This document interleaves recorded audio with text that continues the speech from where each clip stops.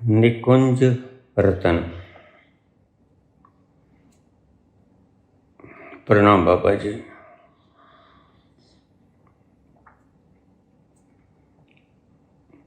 एक कहावत है पंजाबी में, शेर के मारे हुओं पे गीदड़ कलोल करते हैं।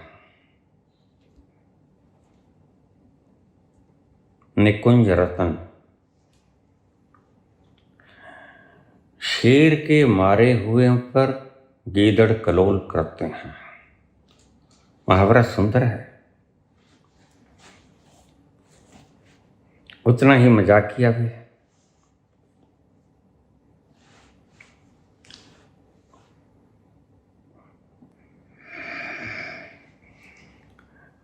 समझिए इसका अर्थ क्या है। मारा कृष्ण ने, और कृष्ण की गीताओं का 300 टीकाएं हो गई। ये गीदड़ों का कलोल था।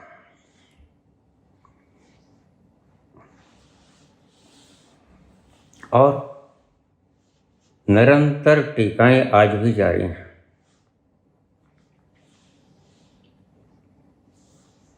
अपने अपने ढंग से, जैसा उनकी बुद्धि के समझ में आया। लेकिन किसी ने अपने भीतर के उस तल पर, जिस तल से गीता बोली गई, वहां से जाकर और बाहर आकर बोलने की चेष्टा नहीं की।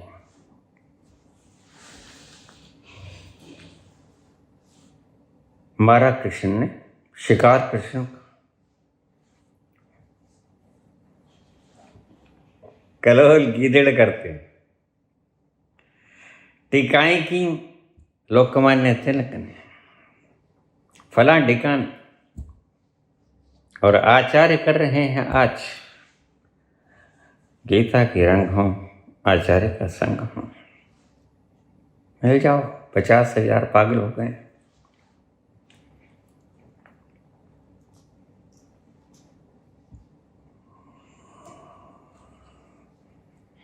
शिकार किया अष्टावक्र ने, शिकार किया उपनिषद के ऋषियों ने, वेदों के ऋषियों ने।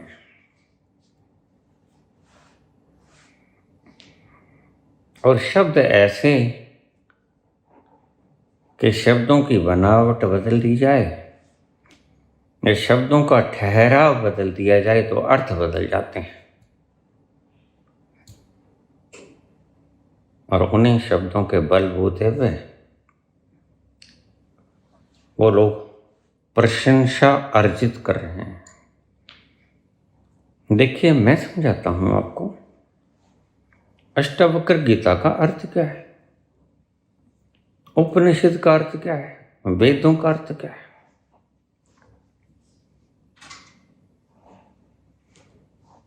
छोड़िए, जिसको पता है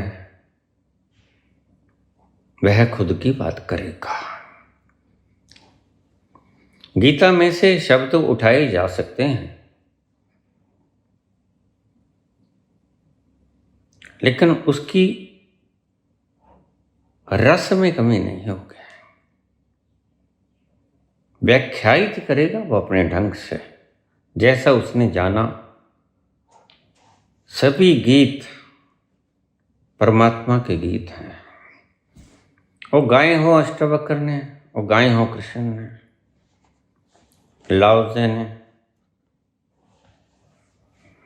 च्वांगत्से ने, जरथुस्त्र ने, बुद्ध ने, महावीर ने, मीरा ने, राबिया ने, गाए किसी ने भी हो। गीत परमात्मा के हैं।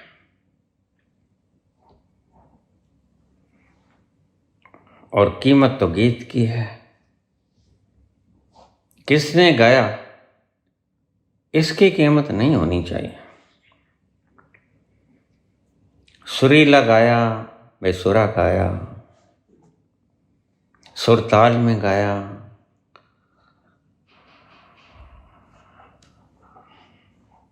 कौन से राग से गाया, किस धुन में गाया, इसका कोई बहुत महत्व होता भी नहीं और होना भी नहीं चाहिए। बस गीत गाया, मूल्य उस गीत का है, मूल्य गीता का है। जो गीत प्रस्फुटित हुआ था कृष्ण के अधरों से,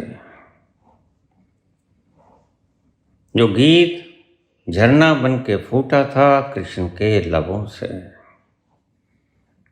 और जिसका कारण बना था अर्जुन।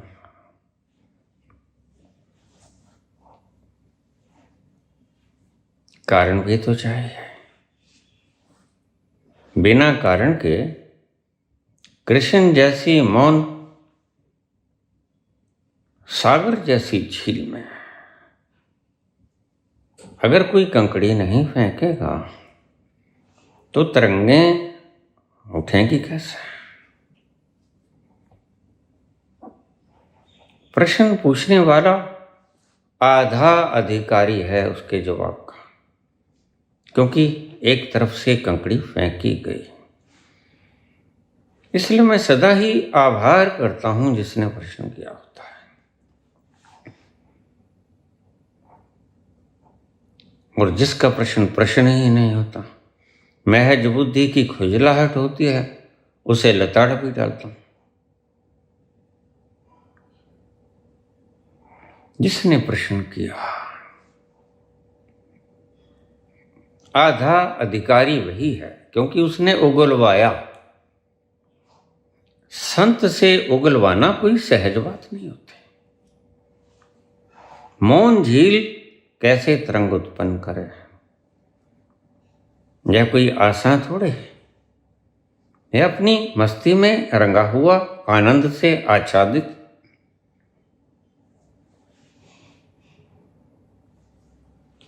मस्ती और खुमारी के सुगंधों के बगीचों में टहलता हुआ, जब तक तुम उसका ध्यान न भटकाओगे तब तक वो तुम्हारे सम्मुख नहीं हो सकेगा। या उसकी भी दुविधा है, तो तुम्हारी दुविधा को दूर करने के लिए उसे थोड़ा जगाना होगा, अन्यथा वो अपनी मस्ती में सुरूर को बीता जाएगा। उसे तुम्हारे प्रश्नों का कोई ख्याल नहीं। तो आधा क्रेडिट उसका जिसने कंकरियां फेंकी, और बाकी तो कृष्ण कर लेंगे। गीत गाया कृष्ण, गीत गाया अष्टावक्र ने। किसका? लाओजे ने, च्वांगत्से ने, जरथुस्त्र ने, बीखा ने गाया,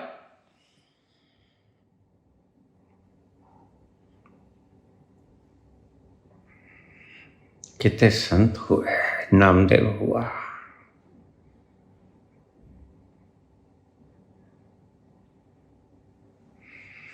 और राज करते हैं, कलोल करते हैं। कौन? गीदड़।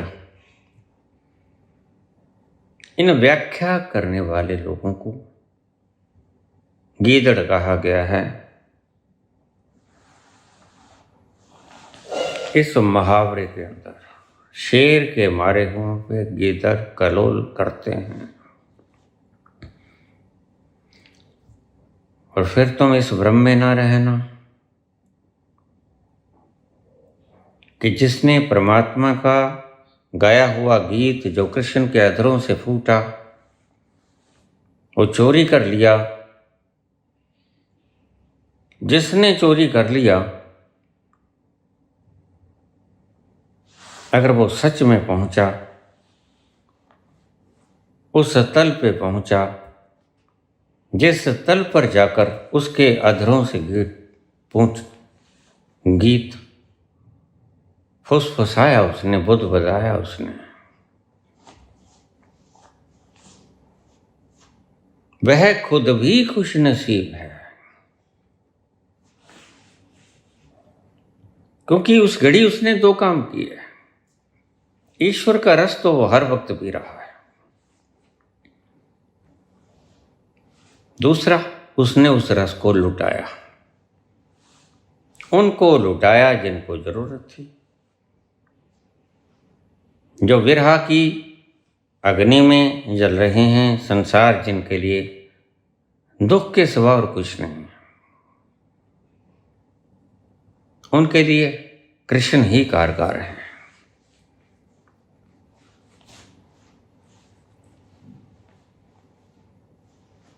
गीत किसने भी गाया हो, अगर तुमने उसके गीत को गाना हो, अल्फाज कोई भी ले लेना, ध्यान से सुनना इस बात। ताल और सुर कोई भी ले लेना, राग कोई भी ले लेना, लेकिन जब तुम उसके गीतों को गाओ तो तुम्हारा हृदय भी तृप्त हो जाना चाहिए। परमात्मा के गीत सदा ही तृप्तिदायक होते हैं, और परमात्मा का गीत अगर तुम्हें तृप्ति ना दे तो समझ लेना कि ये गीत परमात्मा का है नहीं, ये गीत भी संसार का है। इस एक शब्द में बहुत सी बातें मैं कह गया हूं। खंगालना इसे भीतर जाके तुम खुद ही कंगालना। जो ईश्वर का गीत तुम्हें तृप्ति ना दे, सीधे सीधे समझ लेना वो गीत ईश्वर का गीत है। जिस तल से बोला गया वह तल ईश्वर का है नहीं, बस तृप्ति ही है मेजरमेंट, तृप्ति ही है पैमाना। शब्द चाहे कोई भी हो, अल्फाज चाहे कोई भी हो, भाषा चाहे कोई भी हो, बात तो तृप्ति की है।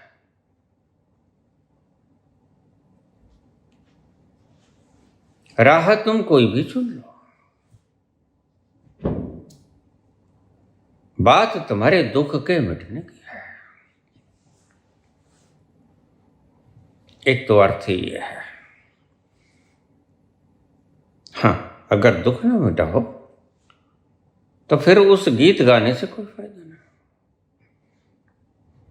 तुमने एक गीत गाया, बहुत देर तक एक छोटा सा गीत तुम्हें सुकून प्रदान करता है।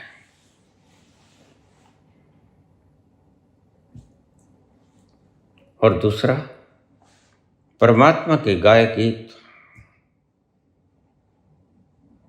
शेर के मारे हुए शिकार के ऊपर गीदड़ करोल करते हैं।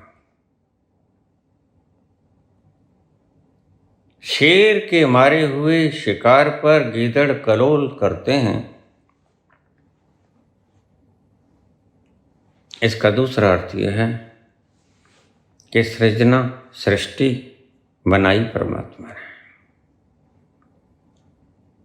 और परमात्मा निर्लिप्त है, अलेप है, सर्वव्यापी, सदा अलेपा, तो हे संग समय। कौन सा कण ऐसा जिसमें वो परवरदिगार है नहीं।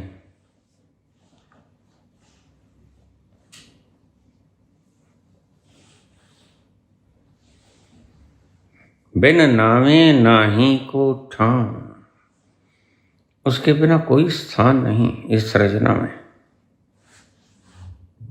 लेकिन तुम्हारी बुद्धि प्रतिघात करेगी, दिखाएगी नहीं। दिखाओ किस ईश्वर ने बनाया, दिखाओ। जिसकी सृष्टि का ही और शोर नहीं, जिसकी सृष्टि का ही एक्यूरेट माप नहीं, उसके बनाने वाले का एक्यूरेट माप तुम कैसे खोज पाओगे? निश्चित ही वह उससे महान होगा, निश्चित ही वह उससे बड़ा होगा, ह्यूज होगा, विराट होगा, विशाल होगा। जिसकी बनाई संरचना का और छोर ही तुम नहीं माप सके आज तक, तो जिसने बनाई उसका और छोर कैसे माप पाओगे? लेकिन तुम्हारे सवाल बड़े बच्चेकाने होते हैं, इसलिए ये सवाल मार्कस से पूछने वाला नहीं है, चार्वाक निश्चय से पूछने वाला नहीं है, परमात्मा है कि नहीं है ये सवाल बुद्ध से भी पूछने वाला नहीं।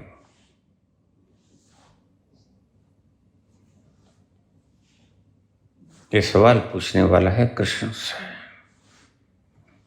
ये सवाल पूछो तो कबीर से पूछो।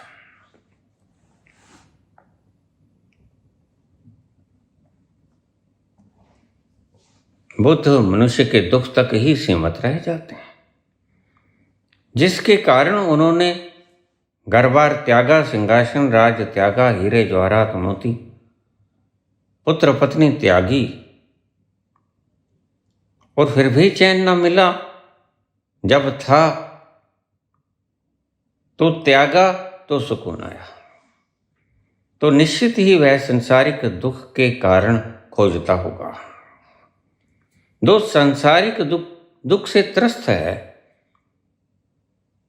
और उसे लगा कि सिंहासन दुख देते हैं, पुत्र पत्नी दुख देती है, तो भाग्य।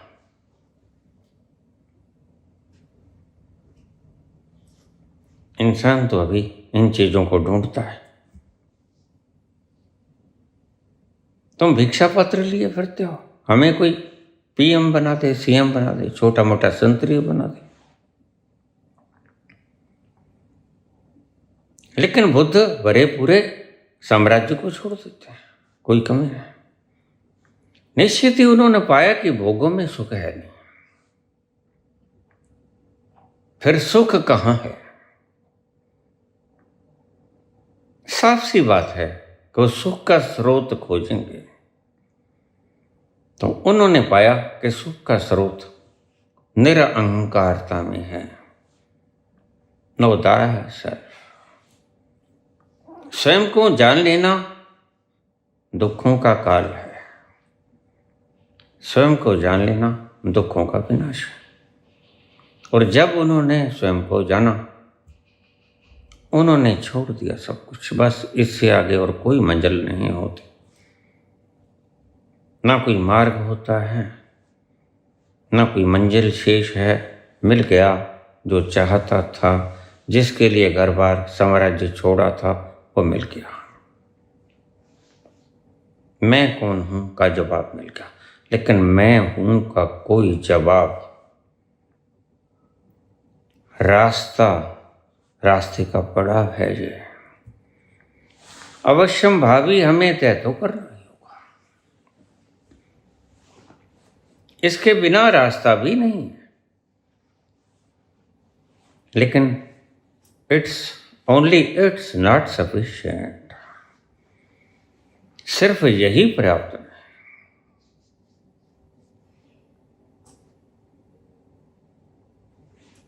उनके तर्क में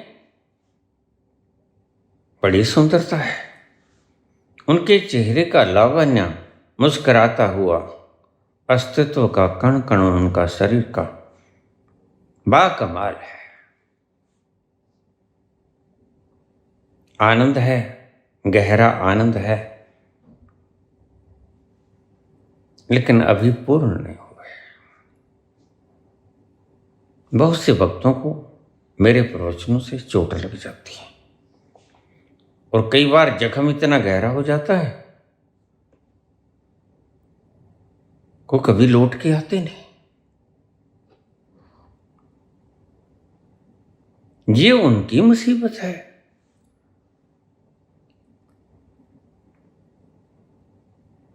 अगर बुद्ध ने यहां पर आकर बस कर दिया, अगर तुम थोड़ा खा के आधा पेट खा के उठ जाओ लंगर में से, तुम्हारी आदत है तो ठीक है, उठ सकते हो। लेकिन अगर कोई कहेगा कि मैं तो पूरा तृप्त होकर ही उठूंगा, उसकी बात ही कुछ अलग है। याज्ञवल्क्य कहते हैं, मैं ऐसा नहीं उठने वाला। ठीक, मैंने जान लिया अपने आप को, पर्याप्त है संसार के दुखों के लिए, पर्याप्त है क्योंकि यही तो कारण था दुखों का। मेन काज तो यही था, मेन इल्यूजन तो यही था कि मैं हूं कौन। इसलिए सभी संतों ने इस बात पे जोर दिया कि नो दाय सेल्फ, अपने आप को जानो। रिमेंबर हु आर यू, याद करो तुम कौन हो। हु एम आई, मैं कौन हूं। लेकिन यहां तक तो आ जाओ। बड़ा हसीन पथ है और बड़ी हसीन मंजिल है। जलते हुए दुखों से, आग से छुटकारा पालोगे, फिर तुम केंद्र पे आ गए। सफीर पे होती हुई घटनाएं तुम पे असर नहीं करती। परिधि पे क्या हो रहा ये तुम पर असर नहीं करता। परिधि पे जश्न मनाए जा रहे हैं, परिधि पे दुख और तकलीफ है, दर्द है, पीड़ा है, रोग है। कोई कुछ छीन के ले गया, कोई कुछ दे गया। परिधि पे क्या घटित तो हो रहा है, तुम उससे जरा भी प्रभावित नहीं होते। ना कोई आग तुम्हारे तक पहुंच सकती है, परिधि को जलाती है। परिधि पे आग है, लेकिन उसका सेक, उसका ताप, हीट तुम तक नहीं आता, क्योंकि तुम उससे बहुत दूर बैठे हो। तो तुम्हारा दुख, तुम्हारा तकलीफ, तुम्हारे ये मुरझाए चेहरे,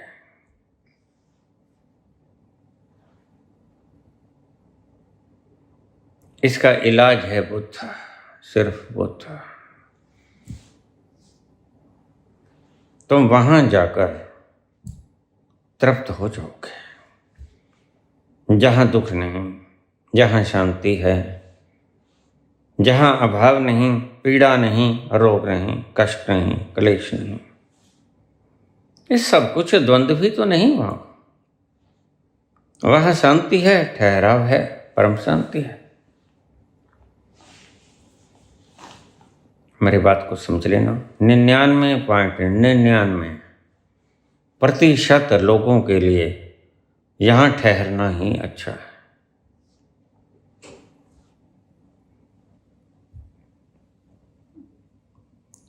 मैंने बोला 99.99% लोगों के लिए बुद्ध के इस स्थान पे, इस पॉइंट पे पहुंचना शुभ है, क्योंकि यहां तुम्हें कोई अभाव ना रहेगा, कोई पीड़ा नहीं होगी, कोई दर्द नहीं होगा, कोई रोग नहीं होगा, कोई शोक नहीं होगा, धैर्य ही धैर्य होगा। आनंद का स्रोत फूटेगा और तुम नहाओगे, मलमल नहाओगे, बिला शक। मैंने पहले भी कहा, लेकिन जहां तक मार्ग है, यहां से शुरू होता है रहस्य का मार्ग।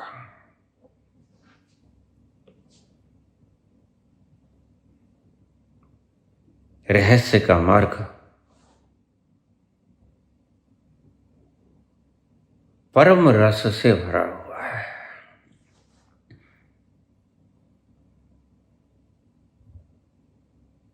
अगर तुम यहां तक पहुंच गए तो ध्यान रखना, अगर रुक जाओगे थोड़ा, अगर बुद्ध की तरह तुम रस को पीकर उठ गए, बस इट्स सफिशिएंट फॉर मी, पर्याप्त है मेरे लिए। तो फिर तुम प्रचारित करना शुरू कर दोगे और वो ठीक भी होगा, क्योंकि 100 में से अगर करीब 99 व्यक्तियों के दुख दूर होते हैं तो फिर तुमने दुख का इलाज ढूंढ लिया। दूसरे शब्द का थोड़ा सा अर्थ कर दूं, फिर मैं भूल जाया करता हूं। कुछ उम्र का तकाजा है, कुछ छूटती नहीं है काफिर मुंह को लगी हुई, अब तक उतरती नहीं।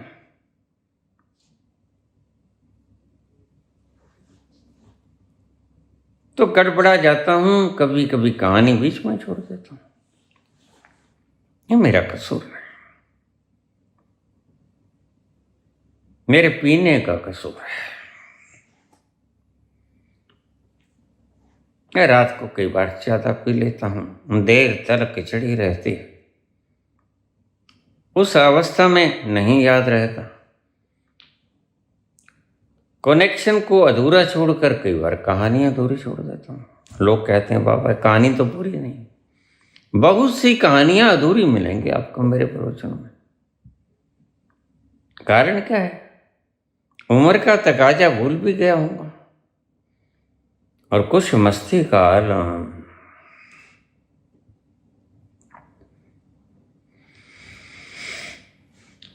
ये तन्हाई का आलम और उस पर आपका गम, ये तन्हाई का आलम और उस पर आपका गम, जीते हैं न मरते, बताओ क्या करें हम, अकेले हैं चले आओ, जहाँ हो कहाँ आवाज दे तुमको, कहाँ हो अकेले हैं। ये मेरी मजबूरी भी हो सकती है।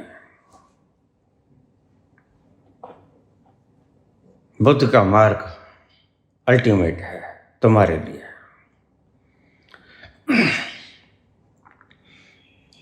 अल्टीमेट है लेकिन पूर्ण नहीं है।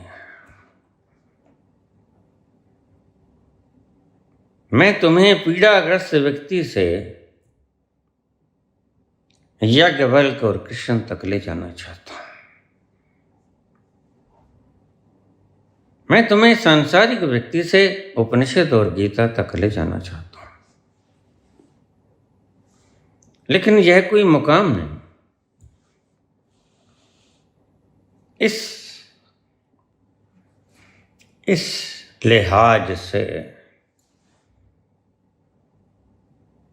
बुद्ध मुझे पर्याप्त दिखाई पड़ते हैं। जो तुम्हें मर्ज है, जिस रोग के तुम मरीज हो, उसका पर्याप्त इलाज बुद्ध के पास है, जरा भी कम नहीं। लेकिन पूर्ण स्वस्थ होने के बाद यहां तक अगर तुम आ जाओगे, बुद्ध मूर्ख नहीं, बड़े समझदार है।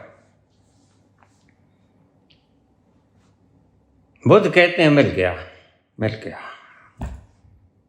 वह राज मिल गया जो दुख नाशक है, दरिद्रता नाशक है, अभावग्रस्त लोगों के लिए वरदान है, पीड़ाग्रस्त लोगों के लिए, रोगग्रस्त लोगों के लिए पीड़ा हरण और रोग हरण, और वास्तव में ही ये औषधि परम औषधि है। मैं तुमसे ये कहता हूं कि बुद्ध पूर्ण है, याज्ञवल्क्य कृष्ण परिपूर्ण है, लेकिन तुम पूर्ण ही हो जाओ, इतना काफी है, काफी है। क्योंकि जो कृष्ण के चेहरे पे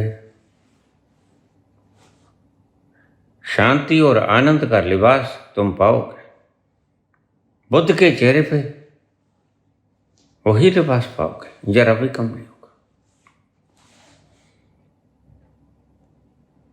कुछ फर्क अगर भीतर का हो तो उससे तुमने लेना देना क्या है? बुद्ध तक पहुंचना अनिवार्य भी है, और बुद्ध तक पहुंचना तुम्हारी मंजिल भी है। यहां से कोई भी संत गुजर के ही जाना पड़ता है सबको। वो फिर याज्ञवल्क्य हों या कृष्ण हों या अष्टावक्र हों।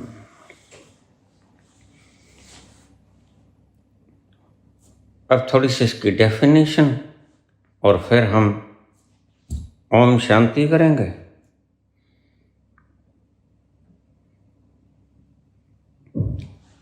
शेर के मारों पर गीदड़ कलोल करते हैं। इस संरचना को बनाया परमात्मा ने, वह नजर नहीं आता। नजर तो तुम्हें प्रकृति का वह सूक्ष्म अंश भी नजर नहीं आता, एटम। और अभी क्या क्या छिपा उसकी सृजना में, ये तुम करोड़वां, अरबवां, खरबवां हिस्सा भी नहीं जान सकते। तुम जानते कितना को? जिसके बलबूते पे तुम अहंकार में आसमान को छू लेते हो, तुम जानते ही कितना?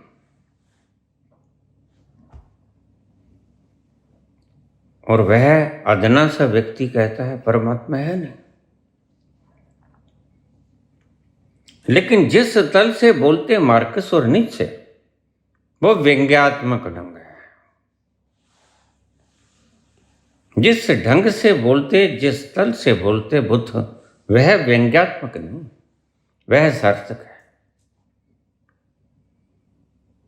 बुद्ध कहते हैं तुम वहां जाके शांत और आनंदित हो जाओगे, यही तुम्हारा तड़प भी है, यही तुम चाहते हो, तुम्हारी मंजिल यही तो है।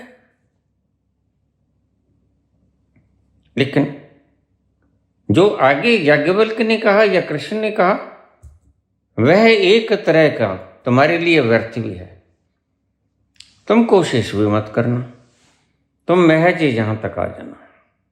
और यहां तक तो सभी को आना ही पड़ता हो, और नानक हो, वो कबीर हो, कोई भी संत हो, याज्ञवल्क्य हो, कृष्ण हो, मीरा हो, सभी को आना पड़ता है यहां तक।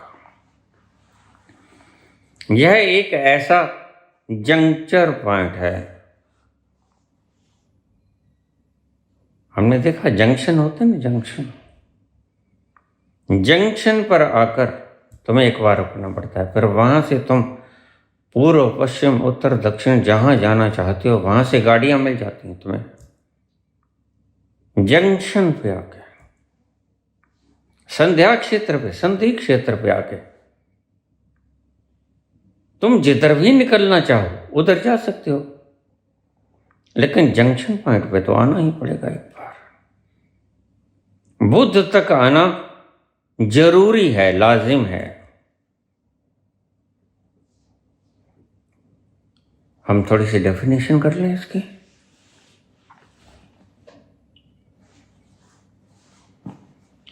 शेर के शिकारों पर गीदड़ कलोल करता है, यह पंजाबी की कहावत है।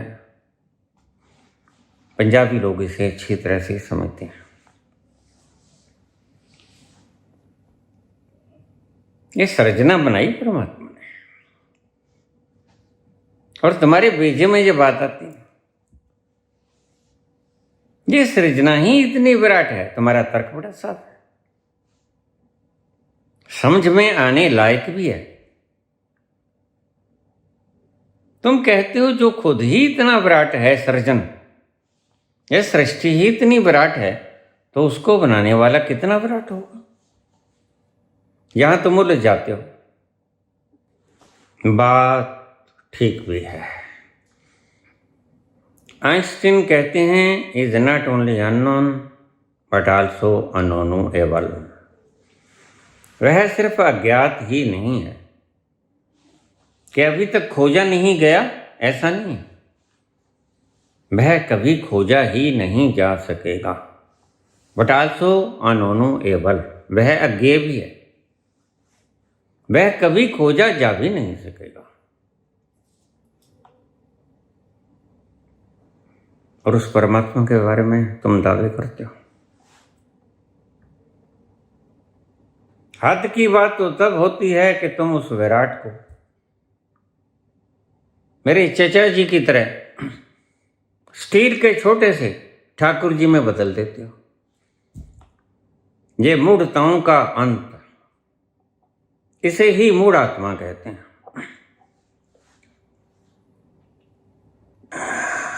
अवजानन्ति मां मूढ़ा मानवी तनुमाश्रितं परं भावं जानन्तो मम भूत्वा महेश्वरम।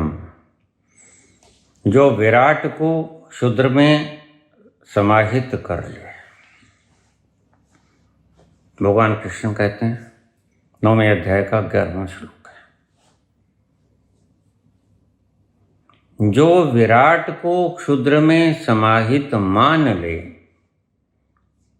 वह मूढ़ है।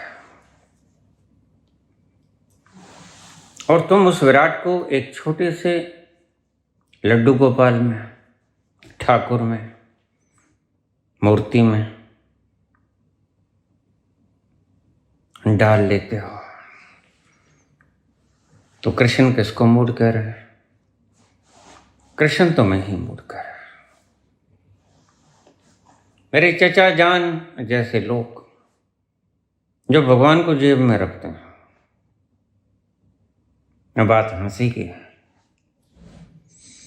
हमारे जब यहाँ पंजाब में प्रकाश सिंह बादल चीफ मिनिस्टर होते थे तो सभी की जेब में, चीफ मिनिस्टर जेब में हुआ करते थे।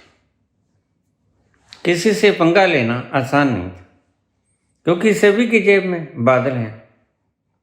प्राइम मिनिस्टर, चीफ मिनिस्टर या कोई भी मंत्री, जिसका संगी साथी हो वो उसकी जेब में होता है, पर उससे लोग डरते हैं। तुमने किसी सीएम को, पीएम को, मिनिस्टर को जेब में नहीं रखा। तुमने तो उस महामहिम परम पिता परमात्मा परम तत्व को जेब में रख लिया, ठाकुर, जिसकी शरण में बैठने योग्य था। मानव ठाकुर तुम शरणाई आए हो। जिसकी शरणागति होने से तुम उस आनंद को प्राप्त हो जाते हो, वो तुम्हारी जेब में है। इतना शुद्र कर लिया तुमने उसकी विराटता को। बस इसे ही भगवान कृष्ण मूढ़ कहते हैं।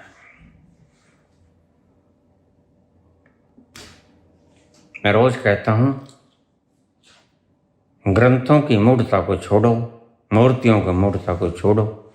वह इतना शुद्र नहीं है तुम्हारे शब्दों की सीमा में बंध सके, तुम्हारी मूर्तियों की सीमाओं में वो आ सके। उसका आकार देखो, उसका प्रकार देखो, थोड़ी रात की, अमावस्या की रात को उसका विस्तार देखो, वो कितना विराट है। क्या तुम्हारे ठाकुर की मूर्ति में समा जाएगा? तो जो नहीं सोचता, बुद्धि सोचने के लिए, इतना तो बुद्धि भी समझ सकती है। और जहां तक बुद्धि समझ सकती है वहां तक तो बुद्धि से काम लो ना। जहां बुद्धि हथियार छोड़ दे, मेरी समझ से बाहर हुआ, वहां काम करता है विवेक। फिर बुद्धि का रथ से छोड़ देना, विवेक के रथ पे आरूढ़ हो जाना। और कोई वक्त ऐसा आएगा विवेक भी हार जाएगा, फिर विवेक का रथ छोड़ देना, फिर तुम स्वयं के रथ पे चले जाना। फिर एक ही सूत्र है, जहां आनंद है, जहां रस है, वही तुम्हारी मंजिल है। इसे फिर समझ लो।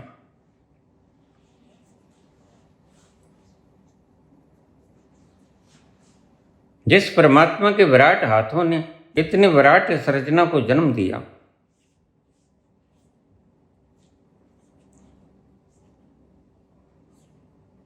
और तुम कहते हो परमात्मा है नहीं।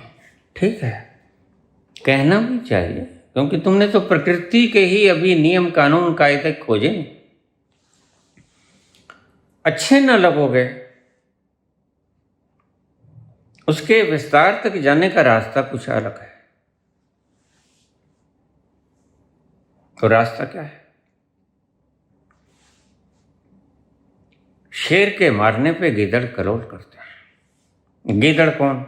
अहंकार गीदड़ है। गीदड़ नाचता फिरता है, मैंने शिकार किया। श्रेय लेने में जो आगे, वह गीदड़। शिकार उसने नहीं किया होता, शिकार किया होता है शेर ने। यह सृजना बनाई परमात्मा ने। श्रेय कौन ले रहा? सेहरा कौन बांध रहा? सेहरा बांध रहा अहंकार, मैं, ईगो। ईगोइस्टिक पर्सन सदा कहा करता है मैंने बनाई सृजना। हिरण्यकश्यप भी तो यही कहा करते हैं, मैं ही तो हूं भगवान। अरे प्रहलाद, तू मेरा बेटा है, तू नारायण नारायण करने का, जाप करने का छोड़ दे, तो मेरा नाम जप। हिरण्यकश्यप हिरण्यकश्यप कहा कर। और सभी मूड यही कहते हैं कि तू मेरा नाम जपा कर, तू उस परमात्मा का नाम न जप। और यही अहंकार कहा करता है। हिरण्यकश्यप का मतलब अहंकार होता है। शेर के मारे हुओं पे गीदड़ करोल करते हैं। सृष्टि तो बनाई परमात्मा ने। अहंकार कहता है मैंने बनाई। बड़ा गहरा सूत्र है। एक कहावत बन गया धीरे धीरे, और इस कहावत का अर्थ नहीं पता किसको। अच्छा किया तुमने पूछ लिया। शेर के मारे पे गीदड़ करोल करते हैं, नाचते हैं, हाथ ऊपर उठा उठा के नाचते हैं।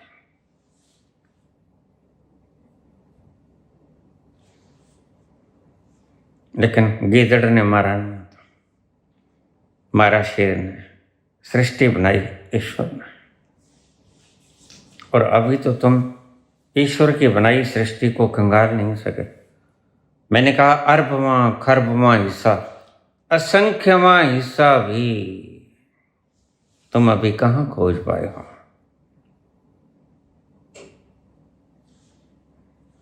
जब अहंकार टूट जाता है तो ऐसे वक्तव्य सामने आते हैं जैसे आखिरी वक्त में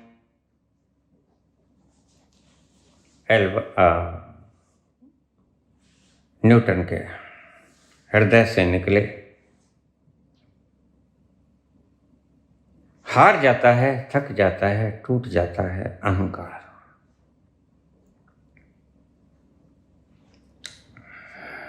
सर आइजैक न्यूटन मरते हुए कहते हैं नहीं, मैं भीष्म बताऊंगा नहीं।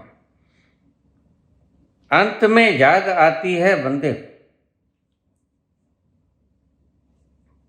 होश में आता है बंदा ठोकरें खाने के बाद, रंग लाती है हिना पत्थर पे घिसाने के बाद।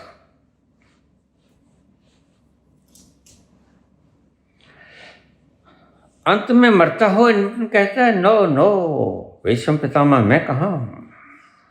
I have collected only a few pebbles on the seashore, while the oceans of knowledge still remain unexplored. बहुत से समुद्रों में से एक समुद्र के किनारे पर खड़ा हुआ रेत में से मैं थोड़े से कंकड़ पत्थर तलाश लिया हूं। While the oceans of Anal still remain unexplored. जबकि इतने समुद्र अभी बाकी हैं जिनका कोई अता पता ही नहीं लगा है। अभी कितने हैं उसकी गिनती भी तो नहीं हो सकी। Still remain unexplored. अभी कोई पता नहीं वो कितने हैं। और तुम मैंने क्या खोजें कि उसके लिए मुझे भीष्म पितामह का दर्जा दे रहा। तो गीदड़ करोल करते हैं, वो कहते हैं हमने किया, श्रेय बोले थे। और ऐसे बहुत से गिदड़, तुमसे भी गिदड़ हो, जो काम किए नहीं होते वो हमने किया। झंडा उठा लेते हो, हमने किया।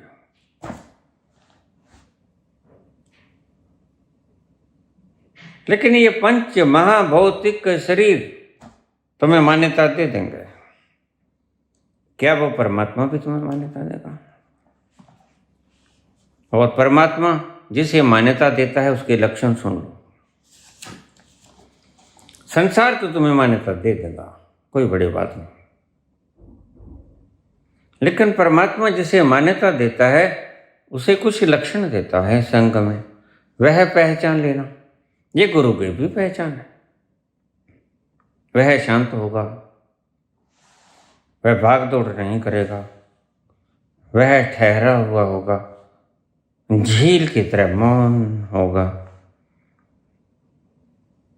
अनंत अनंत मौन के, गहरे मौन के भीतर आनंद से झूमता हुआ, रसपान करता हुआ मिलेगा हर वक्त वो।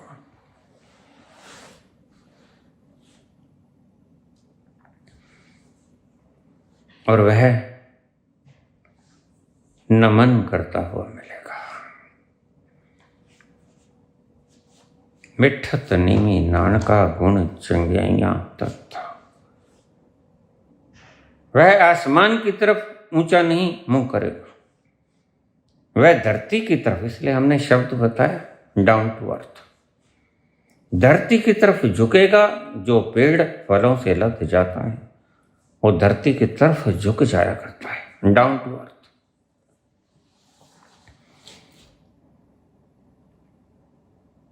ये उसकी शलाघा के गीत गाता मिलेगा।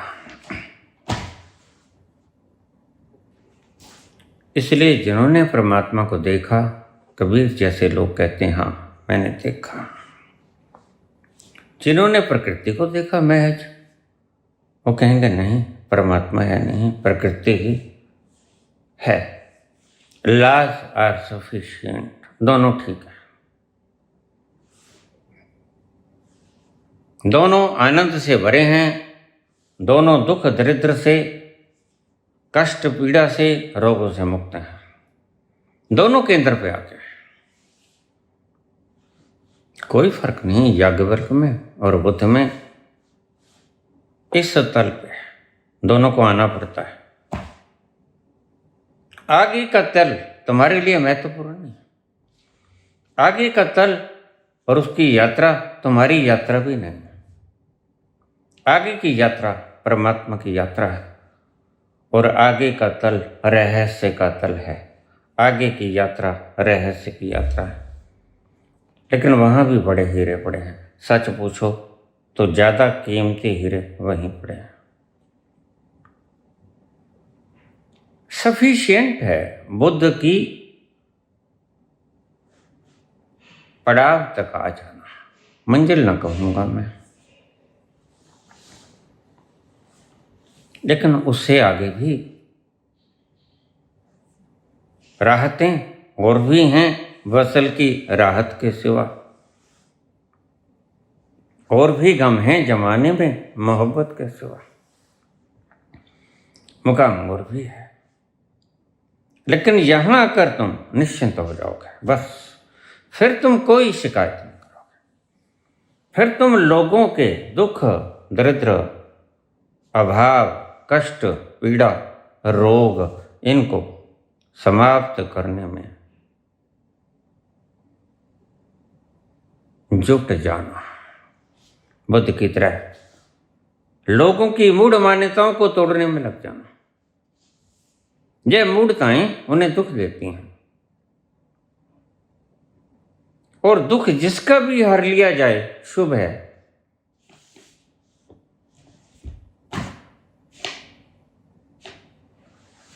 उससे आगे यहां आकर सफिशिएंट है। ये बिल्कुल वैसा है जैसे तुमने पेट भर खाना खा लिया, उससे आगे गुंजाइश न बची। लेकिन उसके आगे रास्ता है। परमात्मा ने सृष्टि को बनाया। जानने वाले कबीर कहते हैं, मैं कहता आंखन देखी, तुम कहते कागज की लेखी। कृष्ण कहते हैं, अनन्यास चिंतन तो माम ये जना बरूपास्ते। कृष्ण कहते हैं, सर्वधर्माण प्रत्यक्ष मामेकम शरणं व्रज। तुम श्रेणियों में विभक्त मत हो जाओ।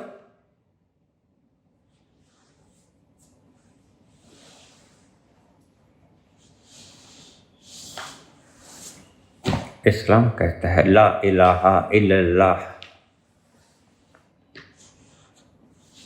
वह परमात्मा ही पूजा के योग्य है, वह एक ही है, उसकी कोई मूर्ति नहीं,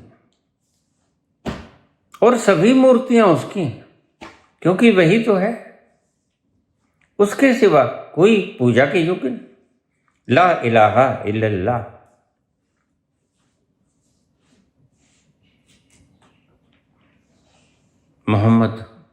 मोहम्मदुर रसूलुल्लाह। और मैंने पैगंबर भेजा है जो मैसेंजर हैं, मेरी खबर देते हैं। तो एक अर्थ में कबीर भी पैगंबर है।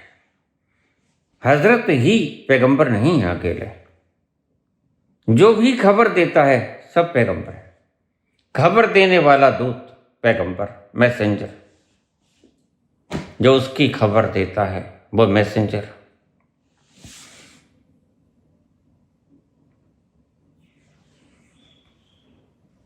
कुरान कहती है कि वही पूजा के योग्य है,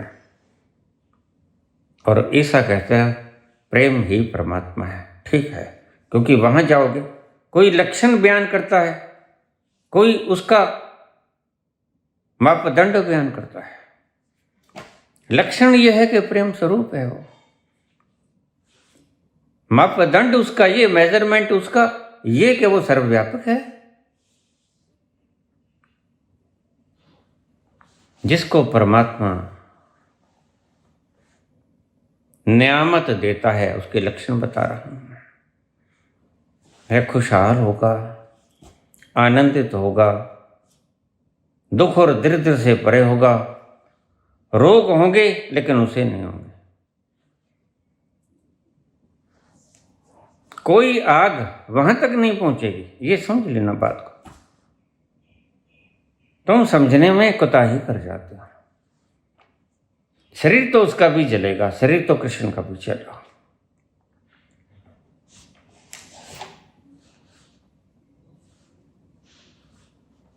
लेकिन कोई आग कृष्ण के वास्तविक स्वरूप को छू न सकी। नैनम दहती पावका। बाढ़ तो आएगी, तूफान तो आएगा, लेकिन कृष्ण के मुकाम तक, अस्तित्व तक, होने तक नहीं पहुंचेगा।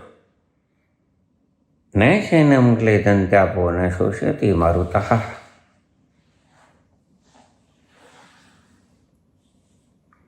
नैनम छिदन्ति शस्त्राणि।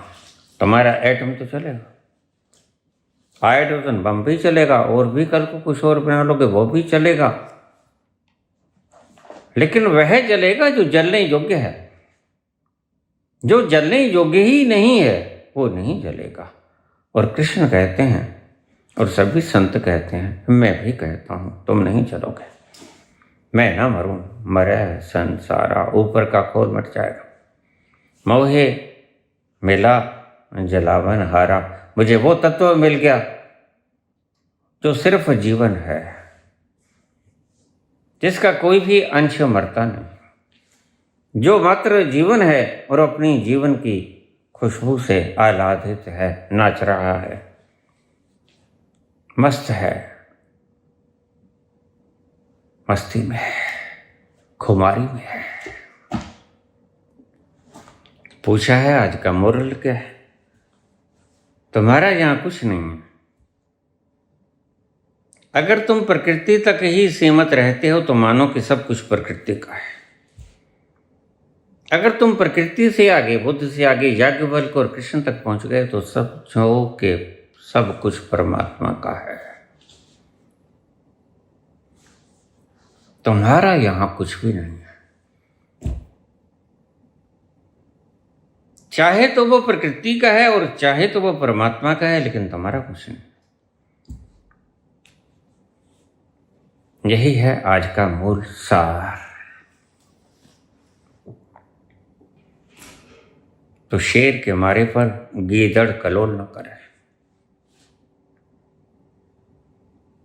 जो प्रकृति को मानते हैं, प्रकृति ने मारा ये शिकार। जो ईश्वर को मानते, ईश्वर ने मारा ये शिकार, लेकिन तुमने नहीं मारा। तुम अपने मैं को भूल जाना, तुम अपने मैं को खो देना, मैं को उसके चरणों में अर्पित कर देना। तो आओ हम थोड़े से सूक्ष्म प्रश्नों को उठा लें। सूक्ष्म जगत में सदा ही शिकायत रहती है मुझसे कि आप हमारे प्रश्नों को विशेषता नहीं लेते। कोई बात नहीं, पूछिए।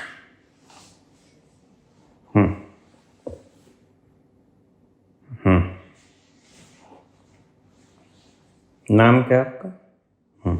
कब मरे थे? पूछा है कि एक बीमारी है जिसमें व्यक्ति खड़ा हो जाता है और बैठना भूल जाता है।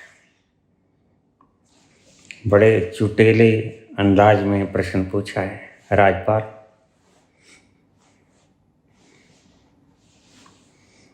एक बीमारी है जिसमें व्यक्ति खड़ा हो जाता है और बैठना भूल जाता है। हाँ है। वो बीमारी है पुत्र घमंड। घमंड, अहंकार, उसकी मैं रोज बात करता हूँ। घमंड ऐसी बीमारी कि एक बार लग जाए लगती नहीं है, काफिर छूटती नहीं है, काफिर मुंह को लगी हुई। ये ऐसी बीमारी कि एक बार लग जाए, आदमी खड़ा हो जाए तो बैठना भूल जाता है। और किनको होता है?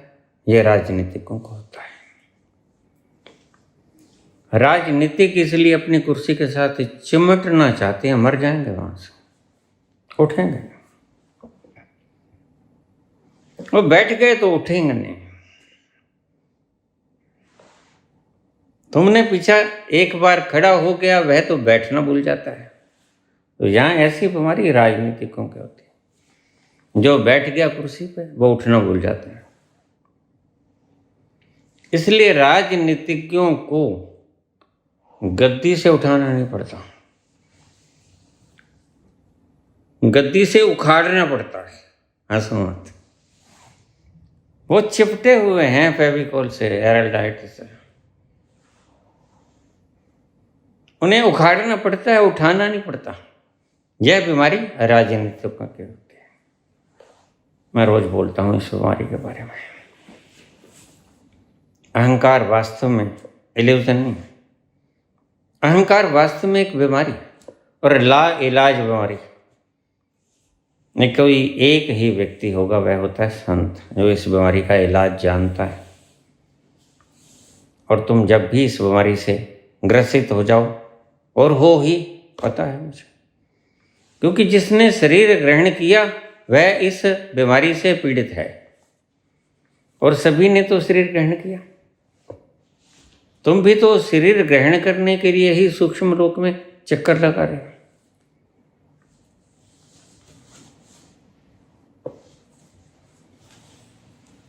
यह वास्तव में कोई बीमारी नहीं है, लेकिन वास्तव में बीमारी है भी। और प्रत्येक मनुष्य को यह बीमारी है। छूटती नहीं है काफिर मुंह को लगी हुई। एक बार अहंकार का बीमारी लग जाए वो छोड़ा जाना बड़ा मुश्किल होता है। पता नहीं इसमें क्या रस है, जैसे कुत्ते की हड्डी का स्वाद। कुत्ता हड्डी को चूसता है, उसके मसूड़ों में से खून आता है। खून बड़ा नमकीन होता है, मीठा, बड़ा बढ़िया लगता है। खून का अंदाज ही निराला है, टेस्ट ही निराला है। जिसके मुंह को लग गया वो उतरता नहीं। फिर चाहे पशु मारना पड़े चाहे बंदा मारना पड़े। और अक्सर ये राजनीतिकों को होता है।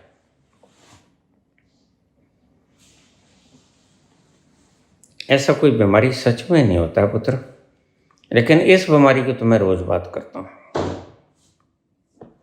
और जिसे मैं इल्यूजन कह देता हूं, भ्रम कह देता हूं, आज थोड़ा सा रूप और बदल देता हूं, मैं बीमारी कह देता हूं। यह एक बीमारी है। अहंकार एक बीमारी है, घमंड एक बीमारी है। तुम लाख कहो नहीं, हम तो गर्व करते हैं, वो है घमंड है, गर्व नहीं। नाम बदल लिया है, लबादा बदल लिया है। गर्व नहीं है, घमंड है।